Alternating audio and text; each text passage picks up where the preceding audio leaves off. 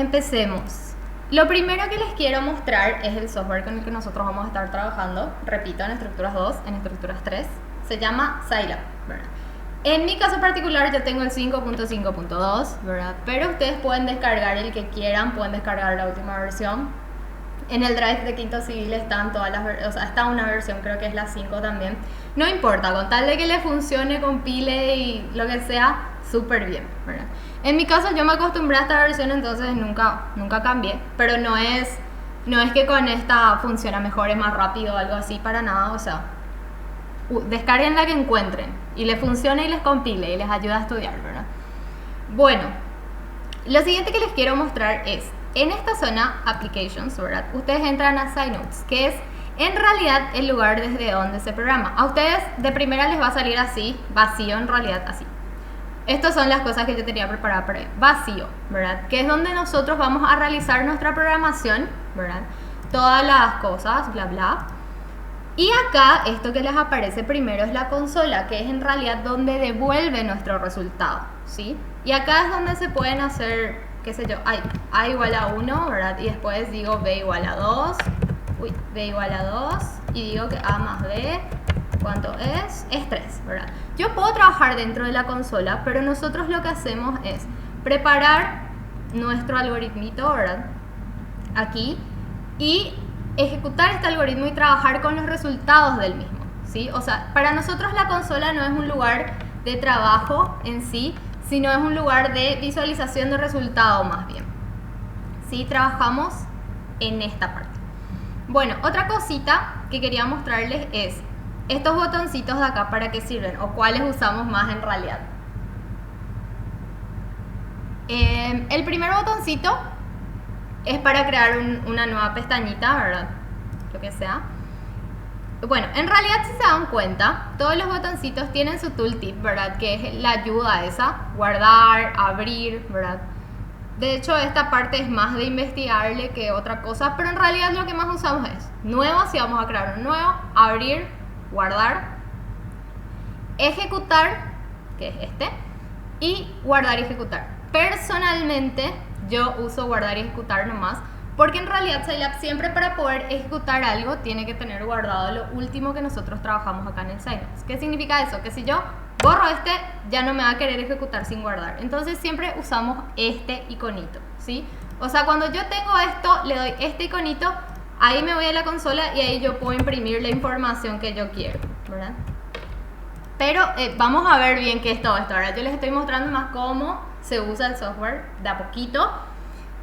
Ahora sí vamos a ver qué es lo que está cargado acá, ¿verdad? De dónde salió y para qué nos sirve más que nada. ¿Qué es lo que está acá, ¿verdad? Vamos a tratar de irnos del PowerPoint acá y así para ir descubriéndole un poco más a nuestro software, ¿sí? Bueno, la clase de hoy es sobre el cálculo de reacciones. Nosotros desmembramos muchísimo la resolución del cálculo de desplazamiento porque justamente al introducir algo nuevo como es el uso de un programa de ayuda, ¿verdad? De auxiliar, nosotros tenemos que ir despacito explicando cómo cargar y cómo se ven las cosas ahí, ¿sí? No podemos de una decirles así se calcula el desplazamiento, que es lo que sí va a pasar en la teoría, porque ahí ustedes la parte de cálculo de reacciones dominan ya de estática, estructuras 1, ¿verdad? O sea, esta parte no es nueva para ustedes en lo que es a mano, ¿sí? Acá con nosotros. Bueno, vamos a calcular las reacciones para el estado real y el estado virtual dados. Ok, primer tema. Acá habla de un estado virtual, ¿verdad? Si vieron el video, el estado virtual es un estado auxiliar que usamos, ¿sí? No es un estado que le esté realmente afectando la estructura, ¿verdad? Por eso esa diferencia entre nuestros nombres de estado. Pero es un estado que nosotros le estamos imponiendo a la estructura, pero de forma virtual, ¿verdad? O sea, más o menos conocen el concepto de utilizar cosas virtuales, bla, bla, ¿verdad? O sea, llegaron de alguna manera a esta materia, así que yo me fundo en que ustedes saben cosas de los prerequisitos para llegar a estructuras 2, pero de igual manera vamos a explicar cómo es que nosotros usamos este estado virtual y para qué nos sirve. En esta primera clase el estado virtual es un estado dato, ¿sí? O sea, no es que sacamos de alguna parte, pero les voy a mostrar cómo se obtiene o para qué sirve de igual manera.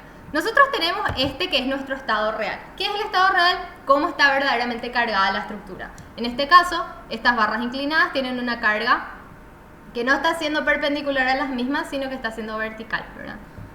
Este va a ser el estado virtual que nosotros vamos a analizar. Pero ¿qué es este estado virtual? ¿O por qué se presenta un estado virtual a partir de estructuras 2? Bueno, para poder hallar el desplazamiento de una estructura por el método, el método que nosotros utilizamos, nosotros hacemos uso de los estados virtuales. En este caso, este estado en particular nos va a devolver lo que es el giro relativo entre las barras 6 y 7. ¿Sí? Me estoy adelantando un poquito a lo que es la siguiente clase, pero para que entiendan qué es lo que es este estado virtual, por qué es lo que yo les estoy dando un estado virtual, ¿verdad? Nos va a devolver, o sea, trabajar con este estado y combinarlo con el real, nos va a devolver el giro relativo entre las barras 6 y 7, ¿sí? Y cuando ustedes quieran hallar un desplazamiento, ya sea vertical o horizontal, van a usar una fuerza unitaria, ¿sí? Si no comprendemos bien ese concepto, no se preocupen, en la siguiente clase vamos a reforzar bastante más. Pero básicamente este es nuestro estado virtual. Bueno, vamos a desmembrar nuestra estructura, no lo más posible, sino de la manera en que nos sirva, ¿verdad? En este caso, algo que no les dije, discúlpenme. Fíjense, nosotros acá, realmente ¿cuántas barras tenemos? Tenemos 1, 2, 3, 4 barras, ¿verdad? En el concepto que teníamos antes. Espérenme un segundito, voy a apagar mi aire porque me seca un montonazo la garganta.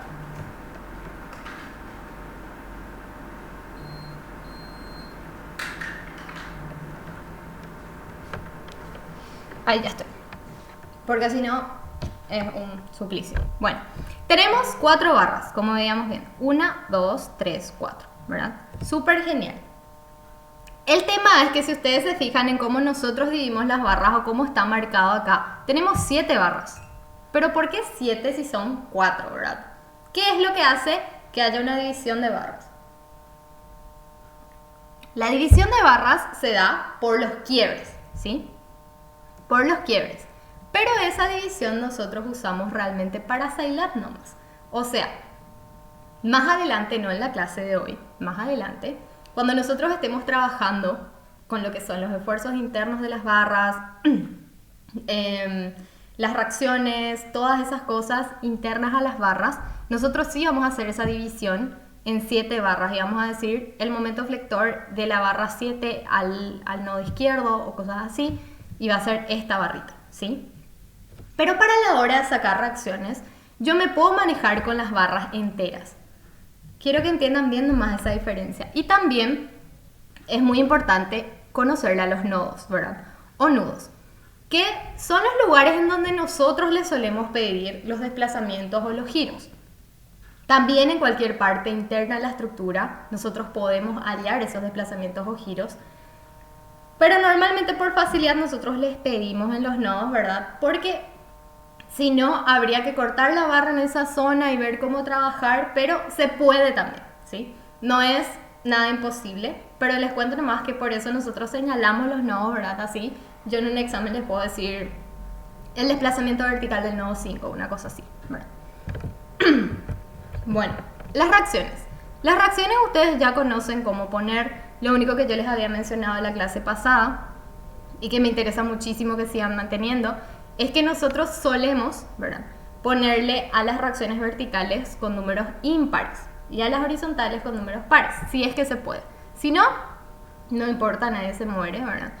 Y solemos hacer siempre todo arriba a la izquierda y momento antihorario, que es nuestra convención positiva, como veníamos trabajando en todas las materias anteriores, ¿sí? Yo creo que con esto, este desmembramiento de la estructura, no va a haber tanto problema porque es algo que ya venimos trabajando, ¿verdad? De estructura 1.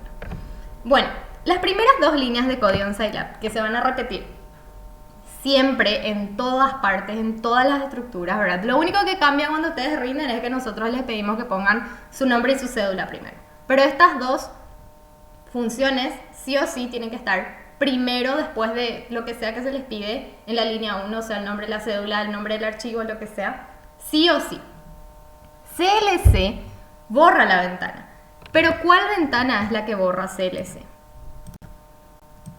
Esta funcioncita. Borra esta ventana de la consola, ¿sí? ¿Por qué? Porque la consola puede estar llena de cosas, ¿verdad? Y cuando nosotros vamos a ejecutar un nuevo algoritmo, necesitamos que la ventana esté completamente limpia para que no nos moleste nada que esté de antes y no nos confunda el resultado con lo nuevo que nosotros estamos trabajando. Luego tenemos clear. ¿Qué hace clear? Limpia nuestras variables. Todas estas son variables que yo denomino de la forma en la que quiero nosotros, obviamente. En la cátedra tenemos una convención para nuestras variables, pero para limpiar esas variables, porque en el pasado yo puedo estar trabajando en Scilab y le llamé también NB o le llamé también A otra variable y se le quedó el valor de 2 y después yo le llamo nomás ya A en alguna parte de mi algoritmo y ¿qué va a pasar allí? A va a ser igual a 2, se va a multiplicar mal, se va a dividir mal, se va a sumar mal, va a estar mal mi resultado, ¿sí? Entonces, estas dos líneas de código siempre deben estar presentes, ¿sí? De hecho que siempre están y nosotros... ahora es un buen momento para mostrarles el esqueleto. Nosotros le damos algo que nosotros llamamos esqueleto, ¿verdad? Es nuestro algoritmo de programación vacío, ¿sí? Es lo básico que nosotros necesitamos y de acuerdo a el cambio en la estructura, esto se va llenando, ¿sí? Nosotros ahora, en esta primera clase, vamos a ver hasta esta línea nomás y después vamos a ir avanzando a las siguientes, ¿verdad? Pero, fíjense, esta primera parte acá es igualita a esta, solamente que acá está lleno con datos, ¿verdad? Y eso es lo que pasa. Para todas las estructuras se cumplen estas líneas de código que deben ser llenadas con los datos que ustedes tienen. Por eso es muy importante que ustedes atiendan y entiendan las clases prácticas. ¿Por qué? Porque parece como que es llenar un algoritmo prehecho nomás, ¿verdad? Pero en realidad no es tan fácil como suena, en el sentido de que si yo lleno mal esto, el resultado que me va a devolver va a ser mal, súper mal, súper mal, súper mal, súper mal. Entonces, no me sirve otra vez utilizar una herramienta tan potente como Scilab para poder compilar un algoritmo que me va a devolver un resultado equivocado, ¿sí?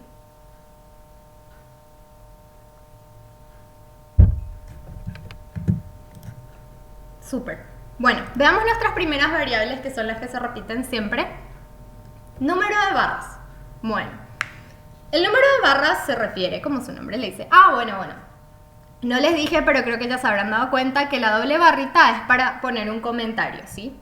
Borra las ventanas, limpia las variables. Generalmente en la primera clase y a veces en los esqueletos están estas ayuditas, ¿verdad? Pero de hecho que ustedes a lo largo del semestre ya van a identificar todas estas cosas. Pero también cuando ustedes al entregarnos sus tareas o sus exámenes, tareas no legalmente, no les damos tareas, no sé por qué es eso, exámenes, nos suelen poner como comentario alguna cosa extra que ustedes hicieron o algún resultado que quieren poner o alguna consideración que ustedes quieren poner. Así que ya saben, doble barra es comentario. Número de barras se refiere al número de barras de la estructura, pero tiene que ser el número de barras para Scilab, o sea, 7, ¿sí? Nosotros les damos como dato el número de barras, el número de nodos y las cargas iniciales, generalmente. Así que eso es cuestión de que ustedes entiendan y desplieguen nomás acá. El número de reacciones sí ya viene de este análisis, ¿verdad? Tenemos 12 reacciones, tanto internas como externas, ¿verdad? La suma. Hay personas que preferirían descomponer menos la estructura, puede ser, pero para un análisis más profundo necesitamos romper un poquitito más, ¿verdad? O sea, no es romper porque no rompimos en realidad ninguna barra, sino íbamos a tener un momento interno, sino desmembrar, ¿verdad? Me encanta esa palabra el día de hoy, aparentemente.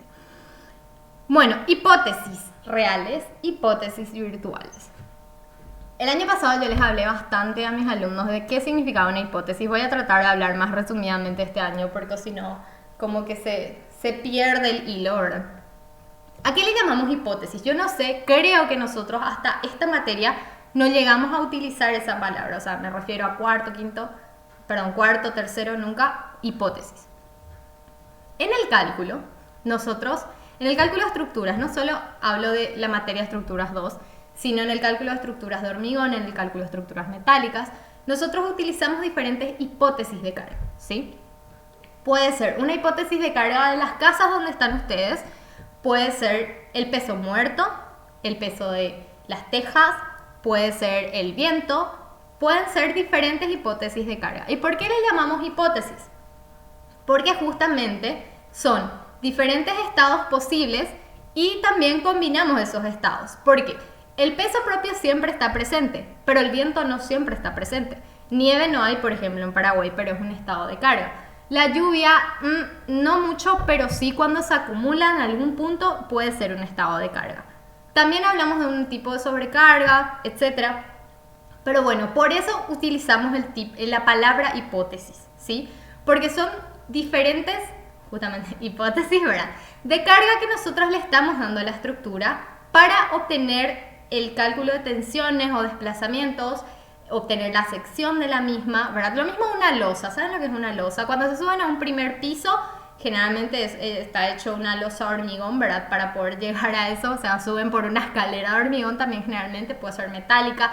Todas las cosas que nosotros, todos los lugares donde estamos, o sea, lugares en realidad hablo de casa, la facu, un montón de lugares, museos, todo fue calculado para el uso que se le pretende dar, ¿sí? Ustedes habrán visto sí o sí videos de qué sé yo, de techos que vuelan, de balcones o voladizos que se caen, de barandas que se sueltan. Todo eso es porque, por dos cosas.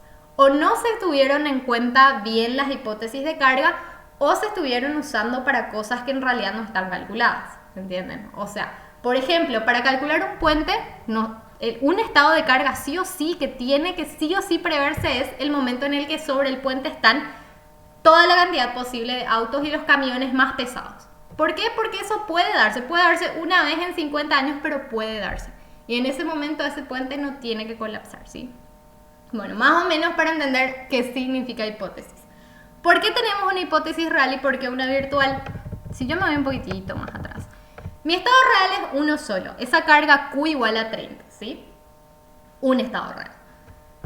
Puedo tener también acá otra carga, una temperatura en la barra, un acortamiento. Pueden ser diferentes hipótesis de carga o puedo decidir que todas las tipologías de carga estén dentro de una hipótesis. Generalmente nosotros les condicionamos el ejercicio como queremos que resuelvan, si todo en una hipótesis, si todo en hipótesis separadas, pero ustedes también pueden tomar la decisión de trabajar, por ejemplo, una carga aparte de una temperatura, aparte de un acortamiento, aparte de un alargamiento, lo que sea. Y los estados virtuales vienen definidos por la cantidad de giros o desplazamientos que yo quiera calcular, ¿sí? Bueno, en lo que avanza la siguiente página les recuerdo que si por ahí se llega a colgar o algo así, que alguien me escriba o me llame porque ya pasó varias veces. Bueno, matriz A. Fíjense que la matriz A está iniciada ya de una manera. Dice es igual a ceros de nx por nx. Cuando nosotros escribimos esto, ceros, estamos diciéndole a Scilab que queremos una matriz toda cargada de ceros inicialmente, ¿sí? Y de nx por nx, ¿por qué? Porque tiene que ser igual al número de reacciones. Hablábamos la semana pasada y volvemos a repetir, vimos en el video, que cuando nosotros tenemos 12 reacciones, necesitamos 12 ecuaciones para poder hallar las 12 reacciones. Cuando nosotros tenemos 3, necesitamos 3. Cuando nosotros tenemos 4, necesitamos 4, ¿verdad? ¿Y por qué de nx por nx? Porque aparte de necesitar esa cantidad de ecuaciones, nosotros llenamos esta matriz con todas las variables, ¿sí? O sea, con todas las incógnitas, mejor dicho, con todas las x posibles. Ya vamos a ver. ¿Pero qué es la matriz A? Es la matriz de reacciones. ¿Recuerdan que habíamos hablado en la clase anterior que nosotros tenemos definidas las posibles reacciones en cuanto a dirección y cantidad en la estructura? O sea, independientemente del tipo de carga que tenga mi estructura, estas van a ser las reacciones que va a tener. De acuerdo a la carga que tenga, va a variar el valor de la reacción o las reacciones. Alguna puede ser nula, otra puede estar en el otro sentido. Nosotros arbitramos los sentidos. Puede ser que de acuerdo a la carga nos salga negativo, significa que tenía que ser al otro lado, ¿verdad? Pero a lo que voy es, estas son las reacciones para mi estructura. El valor, la existencia o inexistencia de ellas, de acuerdo a un tipo de carga, ya depende de cuál sea la carga, el valor de la carga, la existencia de más cargas, ¿sí? Pero la matriz A de reacciones para una misma estructura se debe mantener. Por eso nosotros separamos lo que es la matriz de reacciones de la matriz de términos independientes o cargas reales y virtuales, ¿sí? Genial. Si yo le doy a imprimir a la matriz A en la consola, ¿sí? Bueno, en realidad ahora no me puede ir porque ya está todo cargado. En Scilab, cuando recién estamos acá, me va a salir una matriz toda de ceros, de 12 por 12, de acuerdo a la estructura que nosotros vamos a trabajar, ¿sí? Que es esta. Bueno, para empezar lo que es el cálculo de nuestras reacciones o nuestras incógnitas, lo primero que les quiero decir, que ya les había mencionado en la clase pasada, es que a todos se nos ocurre diferentes ecuaciones en diferente orden y también que yo puedo elegir empezar con la barra 1 y Andrea puede elegir empezar con la barra 6, por ejemplo, ¿verdad? Y nadie está más correcta que nadie, es simplemente llegar a las dos ecuaciones sin combinación lineal, ¿sí? Importantísimo lo que habíamos hablado en la clase pasada, y tratar de hallar las incógnitas ya con una ecuación. ¿En qué sentido? ¿A qué me refiero? Por ejemplo, en esta barra 1, ¿verdad? Mi primera ecuación va a ser la sumatoria de momentos en la barra 1. En el punto 1. Ahí yo ya tengo menos 16x8, ¿verdad? Menos 16 es porque da un giro horario. Y con eso yo ya puedo hallar x8, ¿sí? O sea, ya voy a saber cuál es el valor de x8. Solamente me falta anexar a esto lo que sería la carga, ¿verdad? Y esto que está acá arriba es una costumbre que traemos ya de años, ¿verdad? O sea, en mi sección al menos. Poner las incógnitas acá e ir tachando la que ya tenemos, ¿sí? X8 ya tenemos. Ya hicimos nuestra ecuación que cuando yo le asigno un valor de carga va a devolvernos lo que es X8. Así se vería en el código. ¿Qué es esto? Es la primera fila de A1, ¿sí? ¿Se acuerdan? De A. A era una matriz de 12 por 12. Mi primera fila corresponde a la primera ecuación que yo voy a tener. Y todas mis columnas corresponden a mis incógnitas, que son 12. ¿Dónde tengo que cargar este menos 16? En la columna 8. ¿Por qué? Porque esto es x1, x2, x3, x4, x5, x6, x7, x8, menos 16. x9, x10, x11, x12. Y esta primera ecuación solamente le tiene a x8, ¿sí? ¿Entendimos todos cómo cargar la primera fila de la matriz A? ¿O alguien tiene alguna duda sobre alguna de las cosas que mencioné hasta esta diapositiva?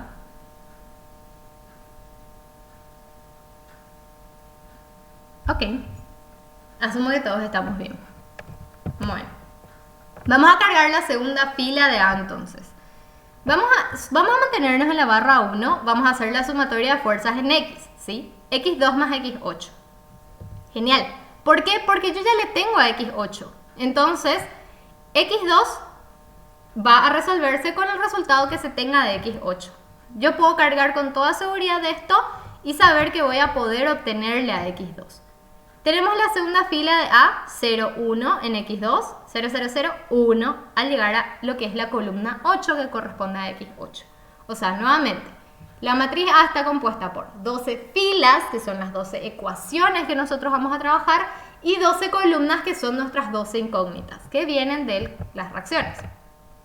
Yo, Betina, elijo mudarme de barra. ¿Por qué? Porque en esta barra 1, si yo continúo, realmente me sobran dos incógnitas que son x1 y x7, pero una sola ecuación posible, ¿verdad? Entonces, no tiene sentido para mí quedarme en esta barra porque no voy a poder hallar una de esas dos incógnitas, ¿sí? Entonces me voy a mudar nomás de barra a lo que es la barra 4, 5.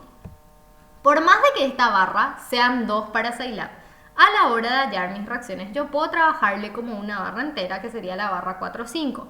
Porque si yo llego a romper esta barra acá en el nodo 5, voy a tener un momento interno, ¿sí? Voy a tener dos reaccioncitas, ¿verdad? Perpendiculares entre sí, más un momento interno. Y no me conviene tener eso, porque voy a aumentar mi cantidad de reacciones.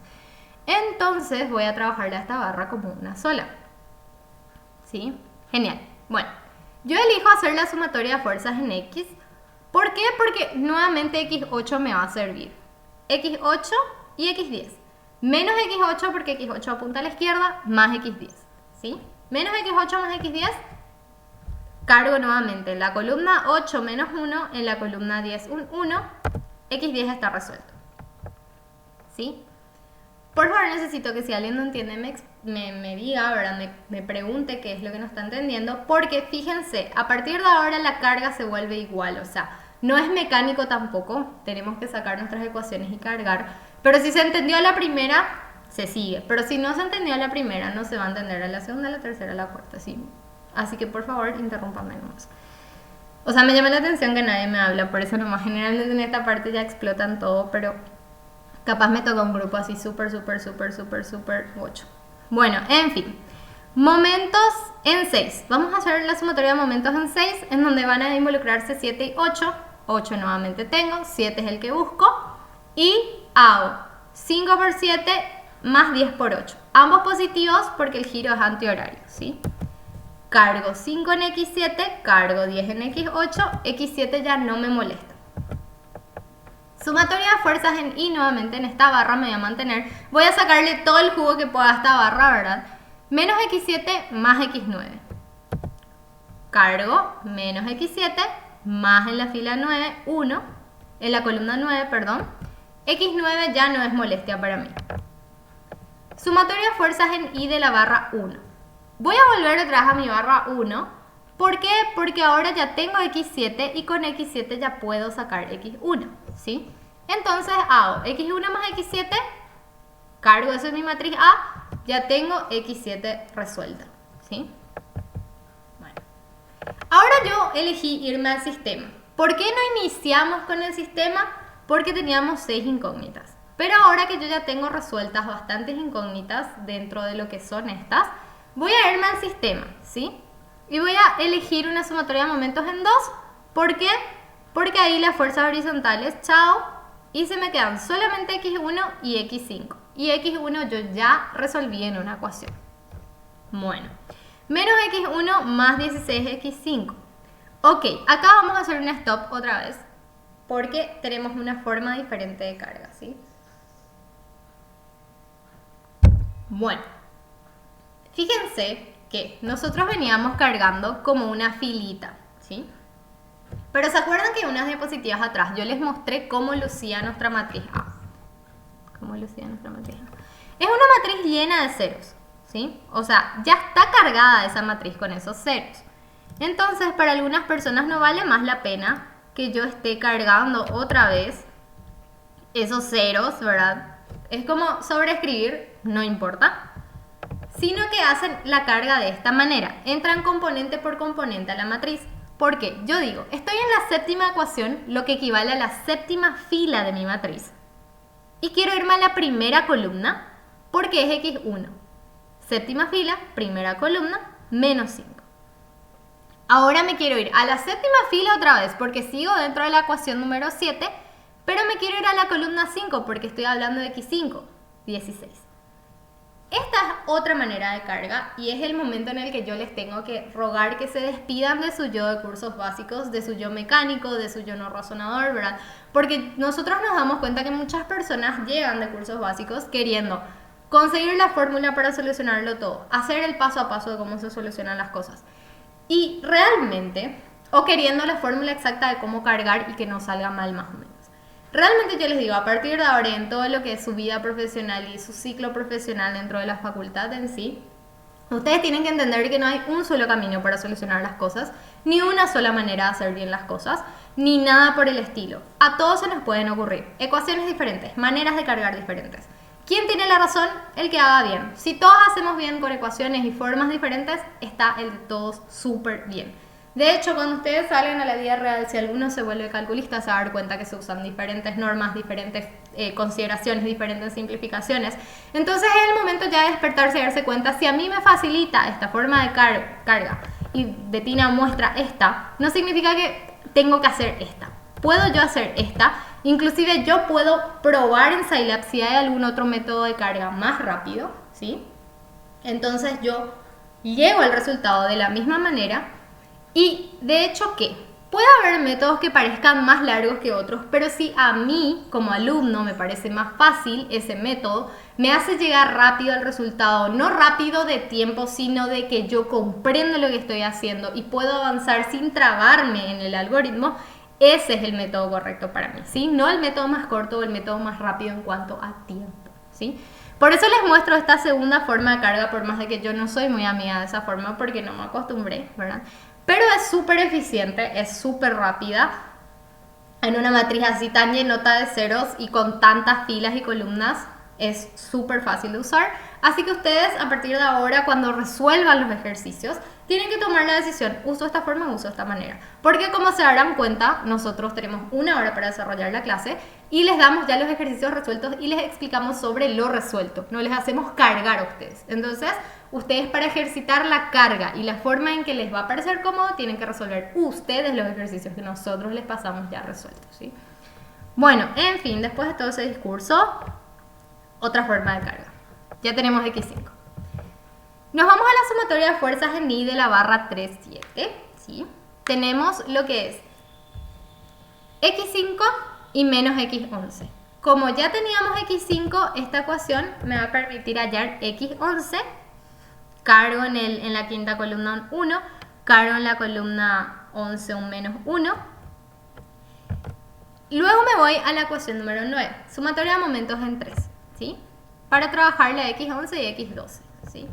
No me estoy deteniendo tanto en lo que son las ecuaciones porque creo que eso no es lo importante del día de hoy, pero igual me pueden consultar si no están comprendiendo algo, ¿sí? Cargamos nuestro 8 y nuestro 10. Genial. Ya estamos en casi estamos en la antepenúltima ecuación. Sumatoria de fuerzas en X, X6 menos X12. Cargamos en la sexta columna, en la columna 12 un menos 1. Nos vamos otra vez al sistema con sumatoria de fuerzas en X, X2 más X4 más X6. Cargamos eso en nuestra matriz. Súper. Y después hacemos la sumatoria de fuerzas en I, X1, X3, X5. Cargamos en nuestra matriz. Ya resolvimos las dos ecuaciones que nos van a permitir hallar las 12 incógnitas, ¿sí? Así se ve nuestra matriz cargada en Scilab. No es que ustedes tienen que hacer una ecuación en su cuaderno y cargar en Scilab. Ustedes pueden hacer las dos ecuaciones en su hoja, cuaderno, lo que sea, y luego cargar todo de correo en Scilab, que creo en realidad que es lo ideal. Yo les estaba mostrando así para entender cómo se iba cargando de a uno, ¿verdad? Pero esto es finalmente lo que nosotros queremos obtener. Una cosa, los ejercicios de práctica generalmente no se resuelven a mano, ¿sí? ¿Por qué? Por este tipo de cosas. Son ejercicios más largos, ¿sí? Por eso nos ayudamos con Scilab, ¿verdad? A resolver nuestros ejercicios, ¿sí? Y acá ustedes saben, nosotros tenemos que invertir esta matriz. Y otra cosa, ahora que dije la palabra matriz, en la práctica nosotros trabajamos con las ecuaciones normales, en la teoría trabajamos con las ecuaciones normales, no usamos matrices, o sea, ni ahí intenten hacer este método en la teoría, ¿sí? Van a resolverlo con el profe Baristo, con el profe Herman, como normalmente venían resolviendo, ¿sí? Nosotros les mostramos estructuras más grandes, más cargaditas, porque nos apoyamos en Scilab, ¿verdad? Que nos ayuda a obtener todas las incógnitas, todas las reacciones, todas las tensiones de una manera mucho más fácil que si nosotros estuviésemos trabajando a mano. Pero no hagan matrices en la teoría, sí, eso es así, grábense por favor. En la teoría usamos otro método. Ok, y si imprimimos la matriz A, esto es lo que vemos. ¿Cómo se imprime la matriz A? Yo me voy a la consola.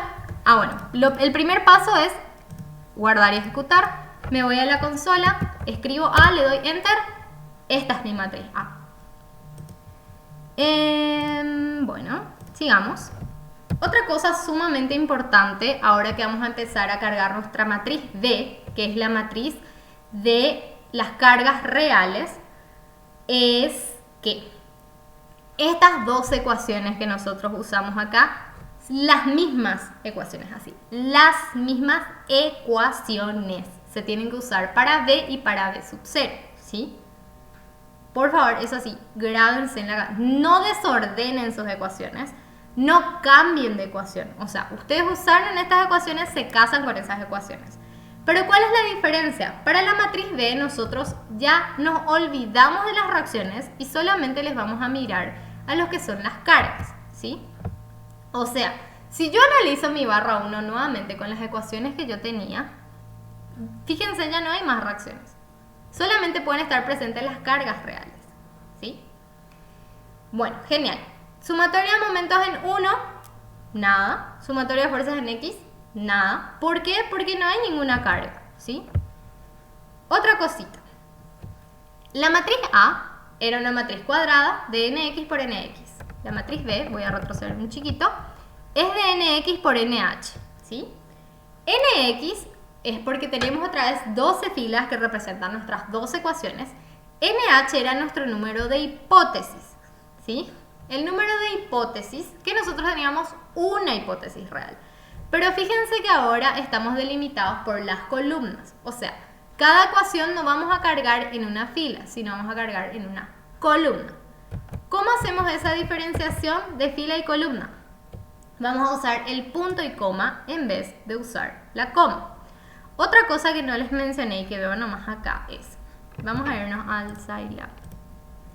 Fíjense, para la matriz A nosotros decimos A1, que es la primera fila, 2 puntitos. Significa que vamos a abarcar todas las columnas.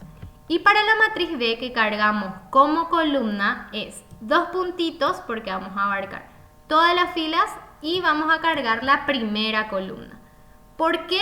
Porque habíamos visto que era de nx por nh, lo que implicaba que teníamos 12 filas pero una columna. O sea, la matriz A se carga como fila con coma, la matriz B se carga como columna con punto y coma, ¿sí? Bueno. 0, 0. En la barra 4, 5 no tenemos tampoco ninguna carga, entonces cualquier ecuación que agarremos va a ser 0. Y nosotros vamos cargando eso dentro de nuestra matriz, ¿sí? Ecuación 1, 2, 3, 4, 5. Todas 0. La barra 1, perdón, que era la sexta ecuación, también es 0.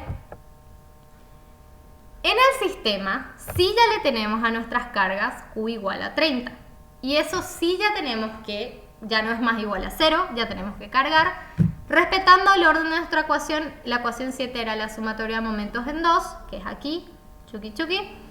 Entonces nosotros hacemos nuestra sumatoria de momentos con nuestras cargas, ¿verdad? Menos 30, 8 coseno de alfa, ¿verdad? Alfa le vamos a llamar a este angulito de acá, ¿sí? Y por 4, por 12, ¿verdad? Bueno, en fin, negativo porque es giro horario. Esto que está acá es mi resultado. Yo tengo dos caminos. Puedo cargar este resultado o puedo cargar esta ecuación.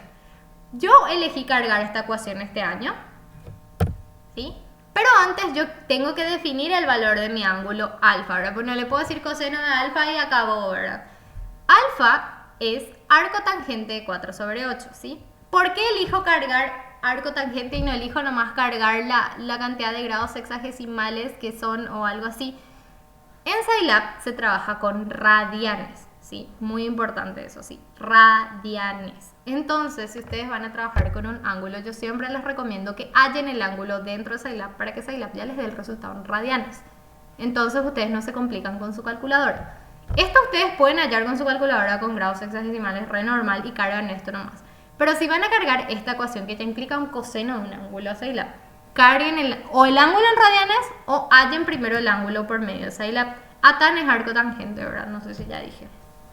Y es 4 sobre 8. Bueno, y acá abajito vemos que yo elegí cargar de la forma más complicadita este año, ¿verdad? Pero lo que pasa es que también cuando cargamos así y no así, Scilab nos va a trabajar con todos los decimales. En cambio yo acá corté mi cantidad de decimales, ¿verdad? Pero obviamente el tercer decimal después de la coma ya está súper bien, o el segundo, no hace falta que escriban feroz cosa de 15 decimales, ¿verdad? Nadie se muere tampoco. Si nos vamos a la barra 3.7, hacemos la sumatoria de fuerzas en I, ¿sí? Tenemos menos 30 por 8 sobre coseno de alfa. Misma recomendación, nosotros ya habíamos puesto en una para que me calcule lo que es alfa, entonces yo con toda tranquilidad le puedo escribir menos 30 por 8 sobre coseno alfa, sabiendo que me va a devolver el resultado que yo estoy buscando, ¿sí? Luego la sumatoria de momentos en 3, hago mi ecuación, bla bla, sumatoria de fuerza en X igual a 0 porque solamente tenemos cargas verticales. Vamos cargando eso como columna en mi matriz B. Y luego hago la sumatoria de fuerzas en X del sistema, mi siguiente ecuación igual a 0, sumatoria de fuerza en Y, tenemos esto y esto por 2, ¿verdad? Obvio, porque tenemos 2 veces, y cargamos. Así se va a ver nuestra matriz B al final, ¿sí? Fíjense, A era de 12 por 12, D es de 12 por 1. Hay que respetar muchísimo el tema de la carga, porque ustedes saben que cuando nosotros estamos trabajando con matrices, la multiplicación ya no es más como un 2 por 4 o algo así normal, sino hay que respetar ciertas reglas, ¿verdad? De componentes, cantidades de matrices. Así que si ustedes cargan la B como fila, como se cargó A, Scilab les va a llorar y les va a decir multiplicación inconsistente, ¿sí? Bueno, por último vamos a cargar nuestra matriz B sub 0, que era la matriz de cargas virtuales. Esa es súper fácil, ¿por qué? Porque tenemos un par virtual nomás, muchísimo más fácil incluso que la de carga real. También es una matriz columna, ¿sí? Entonces, vemos nuestras ecuaciones, tenemos 0 y 0, tenemos 0, 0, 0 otra vez, tenemos 0. En el sistema tenemos también 0, ¿por qué? Porque al ser un par, se anula entre sí, en el sistema. Entonces, 0 otra vez. Aquí en la barra 3, 7, sí, por fin ya tenemos, al hacer la sumatoria de momentos en 3, le tenemos a ese momento igual a 1, ¿verdad? Que nos ayuda, porque el resto de nuestras ecuaciones está haciendo 0. O sea, a eso es lo que quiero llegar. Las ecuaciones que se forman con las reacciones son súper largas. Las ecuaciones que se forman con las cargas reales son un poquito más cortas porque dependen de dónde están las cargas y todo eso. Las ecuaciones del estado virtual son mega cortas, porque son así, dos caritas, una carita, súper fácil, ¿verdad? Y todo esto es igual a 0, la sumatoria de fuerzas en Y, sumatoria de fuerzas en X, o sea, todo lo que sea sumatoria de fuerzas luego va a ser 0 porque hablamos de un par unitario. Probablemente la sumatoria de momentos, que fue nuestro caso, es la que no va a ser igual a 0. Entonces, esta es nuestra matriz B sub 0. Y con esto nosotros podemos hallar nuestras reacciones. Voy a repetirles lo que les había mencionado en la clase anterior.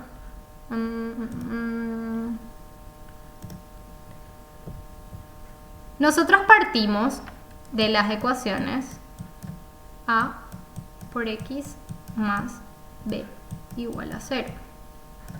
¿Qué hicimos nosotros ahora? Hallamos nuestra matriz A, que es nuestra matriz de incógnitas o de reacciones, ¿sí? Voy a poner. Hallamos nuestra matriz, voy a poner en verdecito, nuestra matriz B, que es nuestra matriz de términos independientes o de cargas. Uy, esta letra no te la regalo. Ahí está. Por otro lado, nosotros tenemos nuestra matriz A por X sub 0 más B sub 0 igual a 0. ¿Sí? ¿Cuál es la diferencia con esto? Esta sigue siendo nuestra matriz de reacciones, ¿sí? O nuestra matriz de incógnitas. Ahora, esta matriz es nuestra matriz de cargas virtuales, ¿sí? Super. Entonces, al despejar esto, que es donde nos queda X igual a la menos 1, porque habíamos hablado en la clase pasada de que como es una matriz no puedo hacer B dividido A, ahora tengo que usar la inversa a la izquierda. A la menos 1 por B nos va a devolver las fracciones del estado real, ¿sí? Sí. Y esta X0 igual a la menos 1 por B sub 0 nos va a devolver las reacciones del estado virtual, ¿sí? Virtual. ¡Tic! El año pasado yo me acuerdo que una de las preguntas que hubo a final de la clase fue ¿para qué nosotros hallamos estas reacciones? ¿Verdad?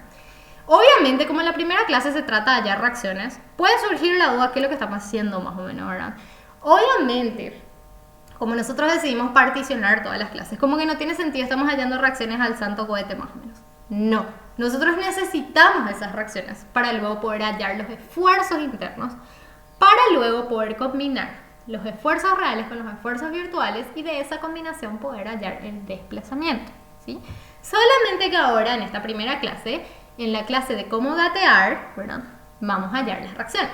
En la siguiente clase de cómo caminar vamos a hallar las tensiones. Y vamos a correr en la tercera clase a hallar los desplazamientos, ¿sí? Esa parte nomás quiero que quede claro. Bueno, ¿y ahora qué es lo que vamos a cargar en el algoritmo? Esto y esto, ¿sí? Que es lo que nosotros tenemos acá abajo. Esto y esto. Ok, genial. Ay, me olvidé del menos. Perdón. Acá tenía que ser menos. Este es menos. Porque pasa restando. Bueno, pero... súper bien, ya está. Re se entiende. Bueno, ya está. Aquí. Esto que está acá es la impresión nomás de las reacciones del estado real y de las reacciones del estado virtual. Como acá termina la clase, no quiero nomás que sea así, que es lo que hicimos en la clase de hoy, ¿verdad? ¿Verdad? Estamos aprendiendo de a poquito, ¿sí?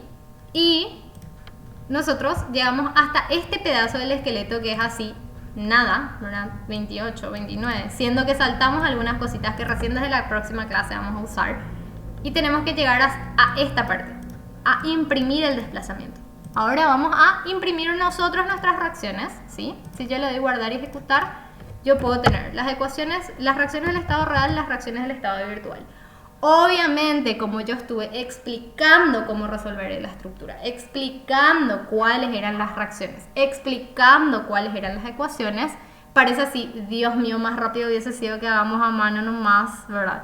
Pero es porque yo estuve explicando esto. Ahora, cuando ustedes estudien, van a ver que haciendo las ecuaciones y cargando, ¿verdad?, una vez que tengan un poco más de práctica en Scilab, rapidísimo van a poder hallar lo que son 12 reacciones, muchísimos 12, ¿sí? O sea, algo que no se podría hallar rápidamente a mano. Bueno, veo que nadie tiene ninguna consulta ahora mismo en el chat. Con esto finalizamos lo que es la clase de hoy, como les digo, parece así sin sentido por ahí, ¿verdad? Pero les prometo que las próximas clases van a empezar a tener más sentido de lo que hallamos. No sé si alguien tiene alguna consulta o duda o quiere que vuelva a explicar algo.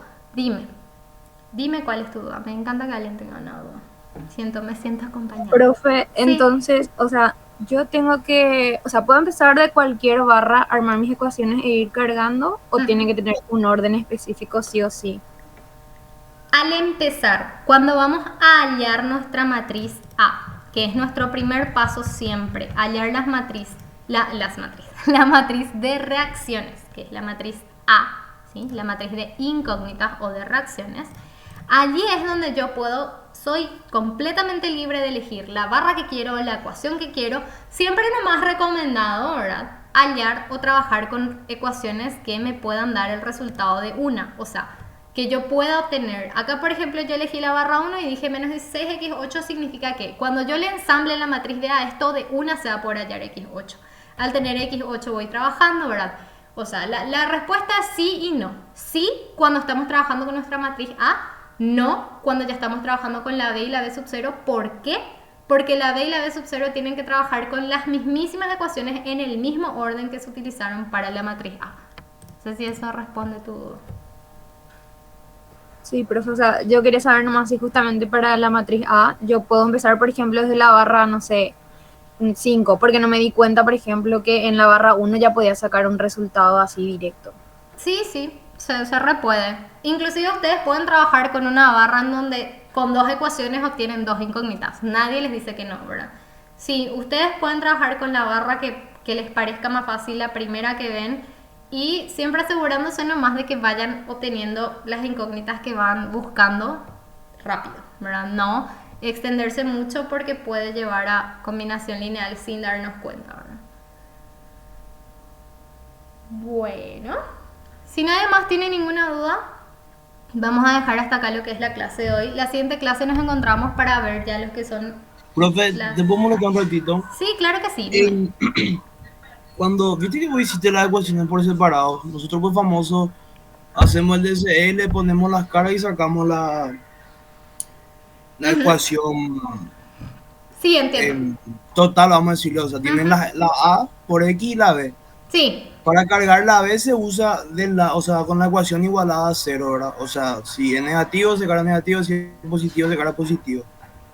Para cargar la B, te digo. sí, entiendo, entiendo. De hecho que muchas personas hacen eso que vos decís, de hacer la ecuación con todo ya, las cargas reales y las cargas virtuales, y después van colocando, digamos, en la matriz que corresponde. Sí, las cargas, o sea, los términos independientes en sus ecuaciones deben respetar, estoy buscando, lo que es nuestra convención. O sea, en realidad nosotros para cargamos, o sea, si vas a cargar así como me decís, es ax más b igual a 0, ¿sí? Entonces vos eso que cargaste en b cargas acá. Porque ese negativo del que vos me hablaste, el software ya hace solo acá, según lo que yo entiendo lo que vos me planteaste. Pero si vos de esta manera planteas tu ecuación, o sea, planteas, no sé, 10x1 más 4b igual a 0, ese 4 se tiene que ir así mismo en tu matriz B, ¿sí? No se tiene que ir menos 4, se tiene que ir 4, o sea, el que respeta nuestra convención. Decimos. Claro, igualado a cero. Perfecto, profe, muchísimas gracias. Dale, de nada. Bueno, ahora sí, si no se tiene otra duda, nos vemos el siguiente martes para ver las tensiones. Y ustedes saben que siempre pueden preguntar en el grupo de WhatsApp, pueden escribirme a mí si tienen vergüenza, les voy a contestar ni bien pueda. Y otra cosa, nosotros no cumplimos con la cantidad de alumnos para tener tutorías presenciales, pero de igual manera nosotros siempre los profes de práctica después de las clases recepcionamos cualquier pregunta que tengan, o lo mismo pueden escribirnos por WhatsApp, pueden escribir en el grupo. Y lo que sí quiero hablar con ustedes es sobre el taller, pero voy a parar ya la grabación.